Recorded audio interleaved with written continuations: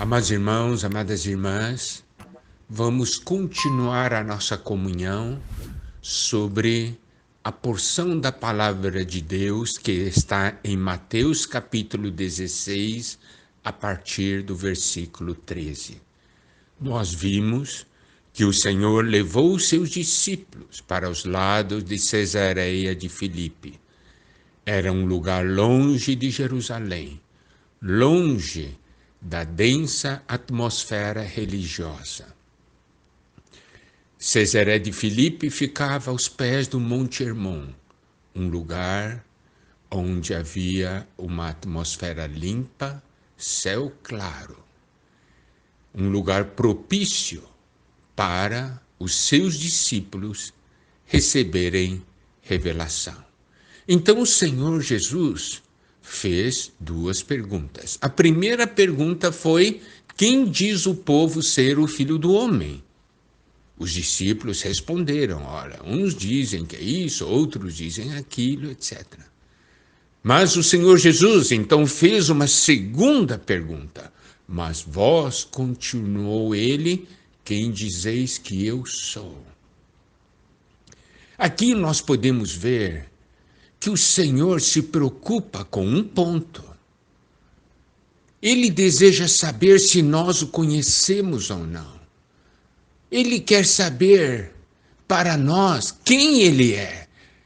O Senhor está dizendo quem eu sou para você. O que você pode falar a meu respeito? Você realmente me conhece? Ou você simplesmente me vê da maneira que os outros falam? Você me conhece de verdade? Quem dizeis que eu sou?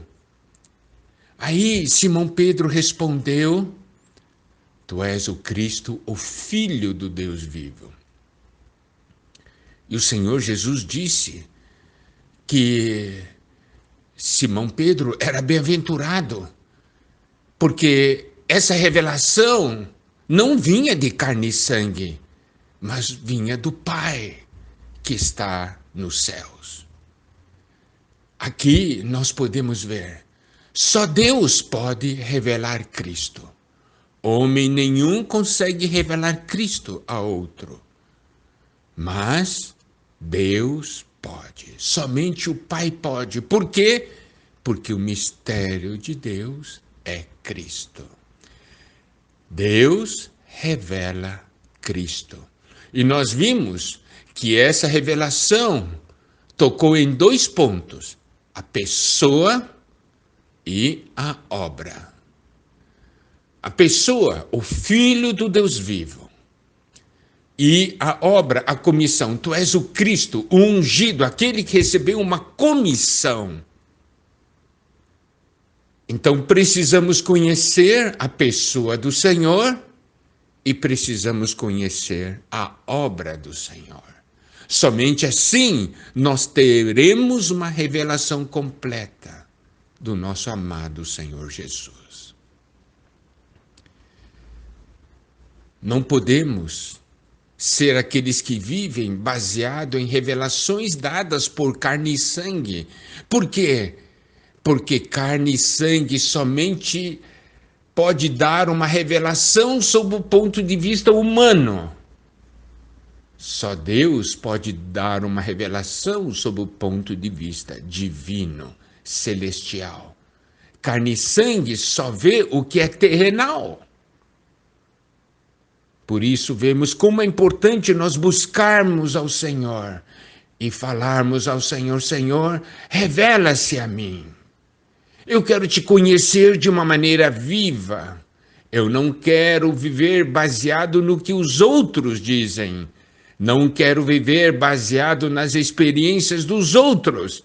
Mas eu quero ter uma experiência viva contigo.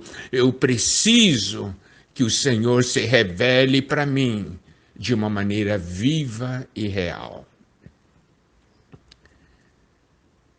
Agora, no versículo 18, o Senhor diz: também eu te digo que tu és Pedro, E sobre esta pedra edificarei a minha igreja, e as portas do inferno, ou as portas do Hades, não prevalecerão contra ela.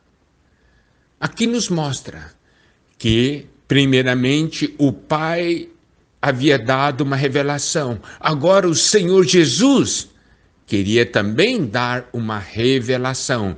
Por isso ele diz: também eu te digo. O Pai disse a você, Pedro, mas eu tenho algo mais a dizer. Por isso aqui está escrito: também eu te digo. E agora, o que o Senhor vai falar é muito importante. Ele diz: tu és Pedro, e sobre esta pedra edificarei a minha igreja. Existem muitas controvérsias sobre o real sentido dessa porção. Nós iremos, então, dar o sentido baseado na Bíblia e baseado no significado das palavras no grego. Quando ele diz: tu és Pedro, no original grego, esse nome Pedro é Petros, significa uma pedra pequena. Então o Senhor estava falando para Pedro: você é uma pedra pequena, você é material de edificação. E aí, quando o Senhor Jesus disse: e sobre esta pedra edificarei a minha igreja, essa pedra se referia a quem? Se referia a Pedro ou ao Senhor Jesus? Nós veremos agora que se referia ao Senhor Jesus. Por quê? Porque essa palavra pedra, no grego, é petra, significa uma rocha, uma massa de rocha, é uma pedra grande. Ele já havia dito para Pedro que o Pedro era uma pedrinha. E quando ele diz: e sobre esta pedra, que no grego é petra, é uma rocha, é uma massa de rocha, sobre esta pedra edificarei a minha igreja. Esta pedra, essa rocha se referia ao Senhor Jesus, a pessoa do Senhor, a essa revelação também da pessoa do Senhor Jesus. Então, essa nossa interpretação é suportada pelo próprio Pedro. Porque em 1 Pedro capítulo 2, versículos 4 a 6, nós temos o seguinte. Pedro diz: chegando-vos para ele, se referindo ao Senhor Jesus, chegando-vos para ele a pedra que vive. Então podemos ver, Pedro disse que o Senhor Jesus era a pedra que vive, rejeitada sim pelos homens, mas para com Deus eleita e preciosa. Chegando-vos para ele, a pedra que vive, rejeitada sim pelos homens, mas para com Deus, eleita e preciosa. Então, Pedro está dizendo aqui que o Senhor Jesus é a pedra que vive. Uma pedra eleita por Deus, preciosa.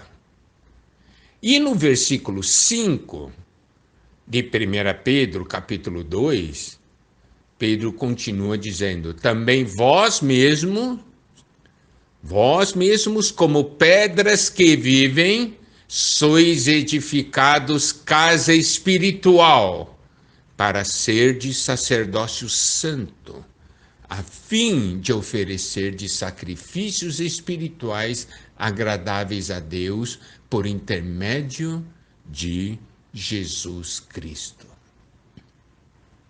Aqui ele diz que nós todos somos pedras que vivem e que somos edificados casa espiritual. E agora vamos ver o que diz o versículo 6. Pois isso está na Escritura: eis que ponho em Sião uma pedra angular, eleita e preciosa, e quem nela crer não será de modo algum envergonhado. Aqui, Pedro confirma que Cristo Jesus é a pedra angular, eleita e preciosa, que Cristo Jesus é aquela rocha sobre a qual a igreja é edificada. Glória a Deus!